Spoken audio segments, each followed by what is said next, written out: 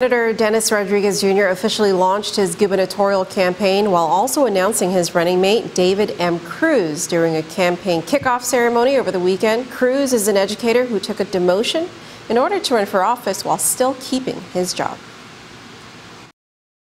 David M. Cruz is an educator and retired Air Force colonel who currently leads the Air Force JROTC program at JFK High School. Troy Torres, staffer for Senator Rodriguez, says Colonel Cruz took a demotion from his job to be able to run for office, going from a classified to an unclassified position under a personnel services contract. In other words, he took a voluntary demotion to be able to run for office, something that hasn't been done before.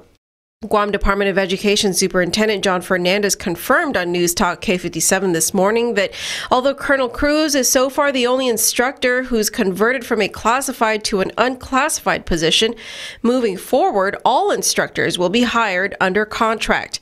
Fernandez added that half the salaries for the JROTC instructors are reimbursed by the Department of Defense.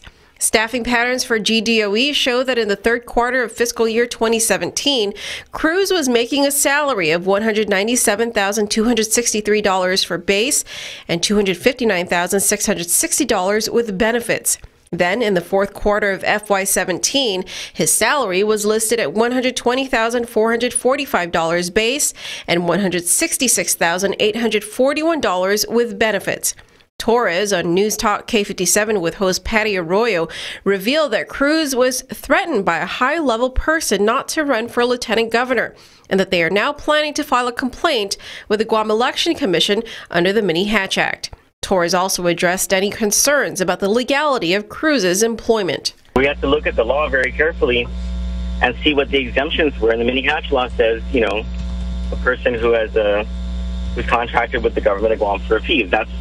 And that whole thing was vetted by Department of Education's attorneys and by the Attorney General's office and everything, because the reason this was such a big deal was, Dave Cruz basically getting harassed by a high-level person in order to get him not to run. And another part of the Mini-Hatch law makes it a felony to use your government position to try to convince somebody to run or not run for public office. Right, absolutely. So that's probably a complaint that we're going to be registering with the Guam Election Commission very soon. Meanwhile, at their campaign kickoff ceremony on Saturday, Rodriguez said he chose Cruz as his running mate because he wanted someone who was not jaded by politics. He also said that although he's been in office for the last 8 years, his journey is just getting started.